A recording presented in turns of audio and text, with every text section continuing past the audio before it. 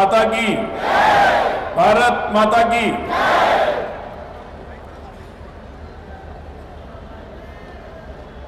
बांग्लादेश में पिछले कुछ दिनों से हिंदू समाज और अन्य सभी अल्पसंख्यक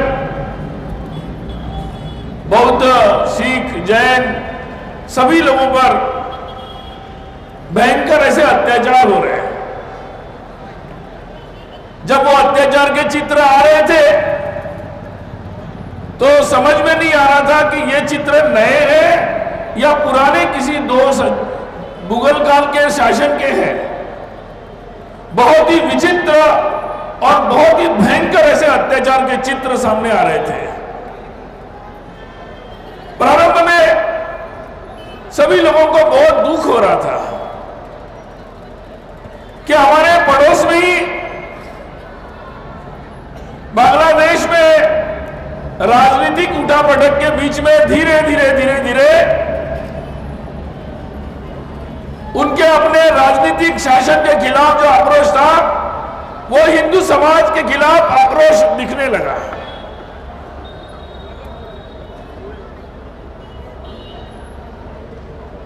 कितने सारे मंदिर लूटे गए, जलाए गए, कितने सारे महिलाओं पर अत्याचार हुए और एक डर का माहौल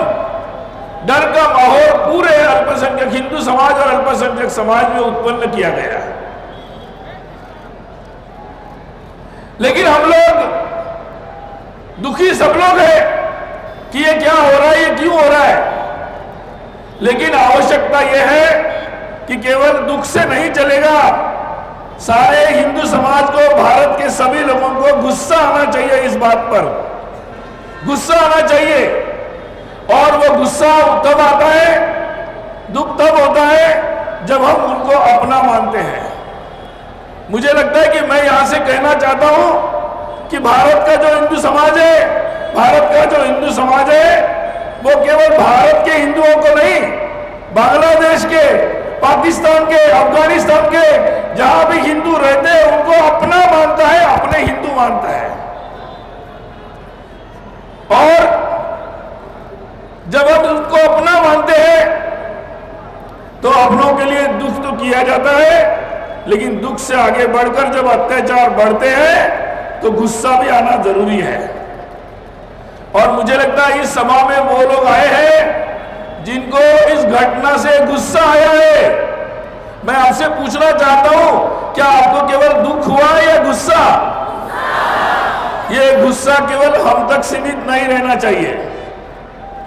आज हम यहां इसलिए आए हैं कि ये गुस्सा सारे समाज को आना चाहिए, पूरे भारत के हर कोने में आना चाहिए।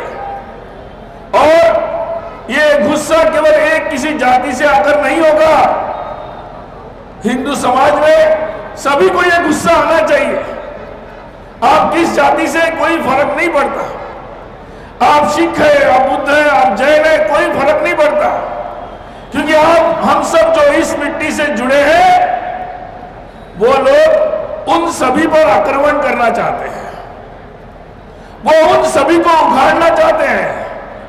वो बांग्लादेश के हिंदुओं पर आक्रमण नहीं कर रहे, वो मंदिरों पर भी आक्रमण कर रहे, वो हमारे देवताओं पर आक्रमण कर रहे, चाहे वो मां दुर्गा हो, चाहे भगवान कृष्ण की मूर्ति हो, चाहे भगवान राम हो जो हमारे आराध्य है।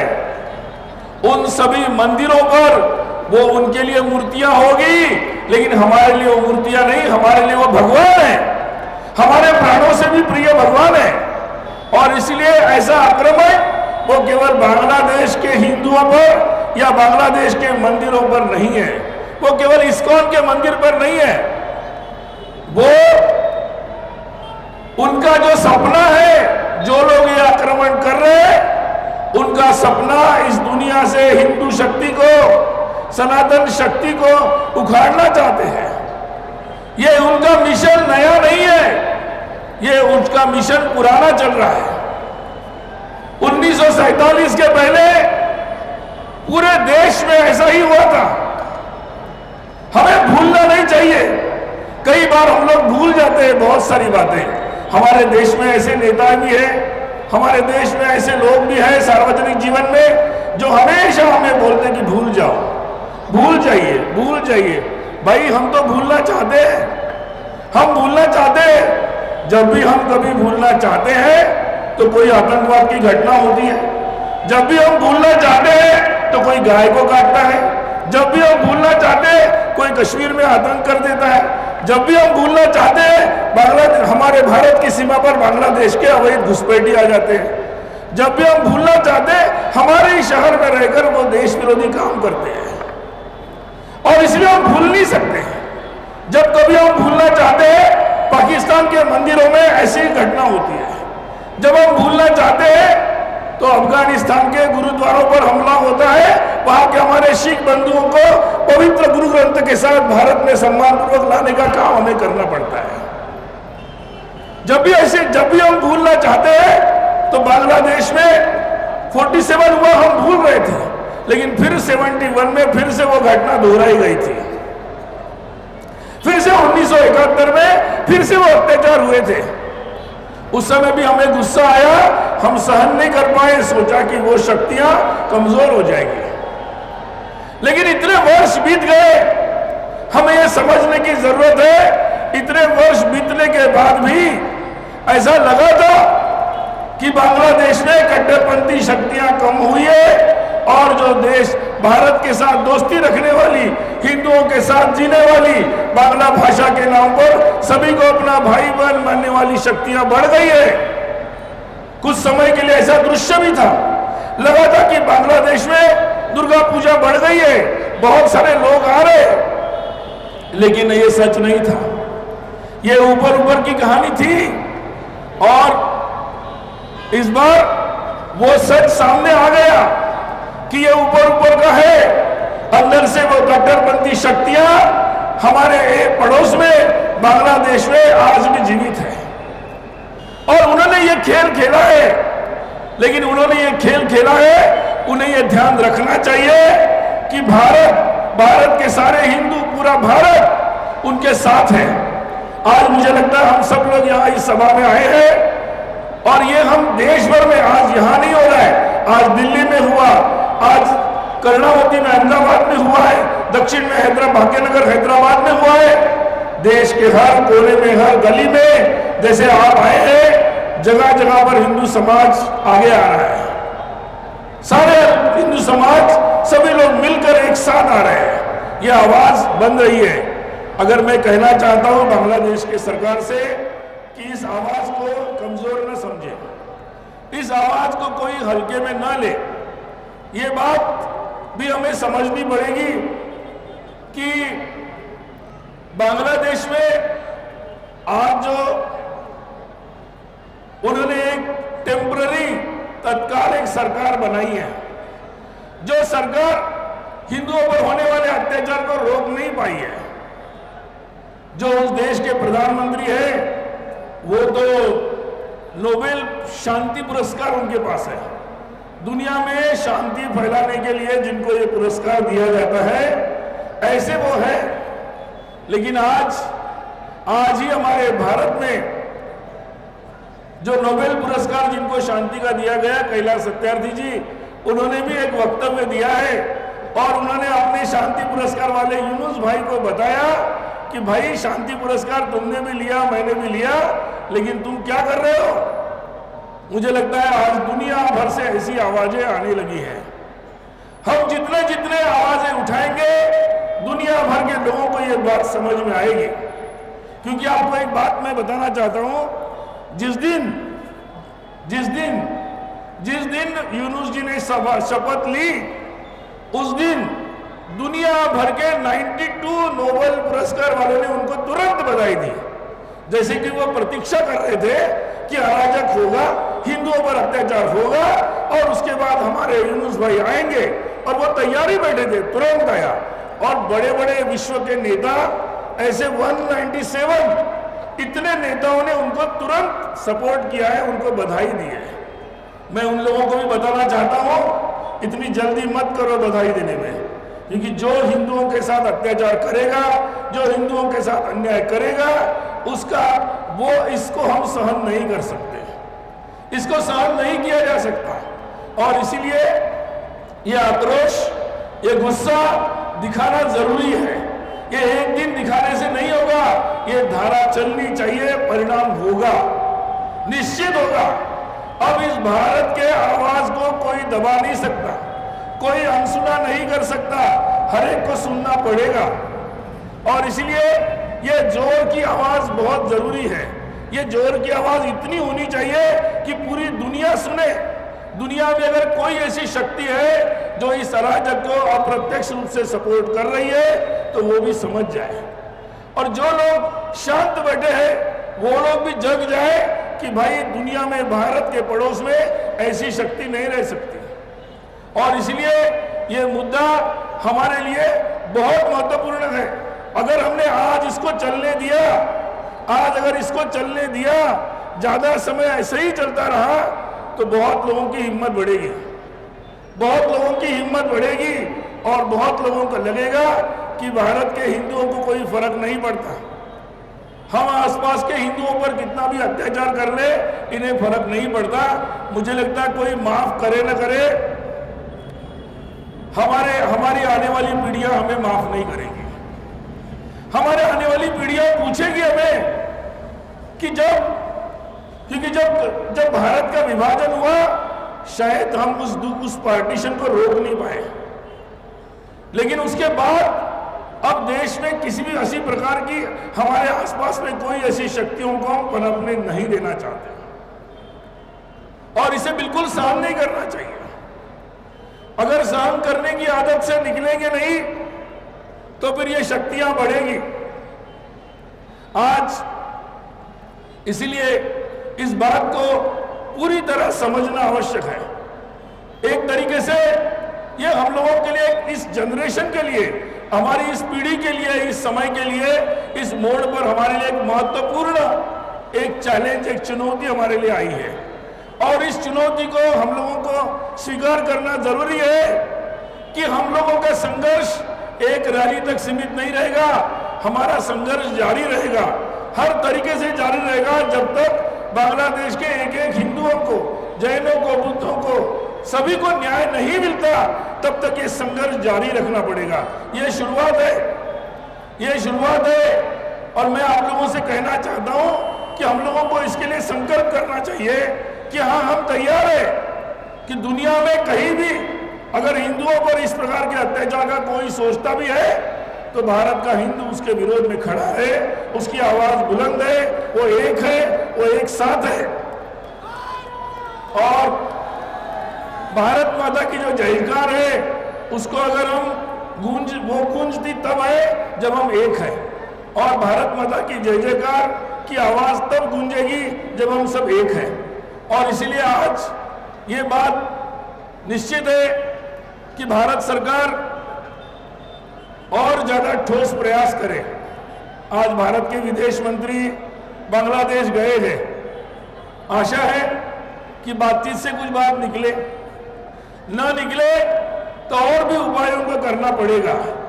लेकिन बात अब लंबे, जैसे कई बार होता है, कुछ लोग यहाँ बोल रहे थे कि यूनो ने हमारे पाकिस्तान, कश्मीर का मुद्दा यूनो गया था, बहुत साल लग गए, कुछ नहीं हुआ, विड्रॉइंग खत्म ही हो गया, फिर हमें ही हमारे सरकार को 370 हटाना पड़ा। इसलिए ये बात हम भूल गए कि कोई और हमारे प्रश्नों का समाधान करेगा, हमारे प्रश्नों का समाधान हमें करना पड़ेगा।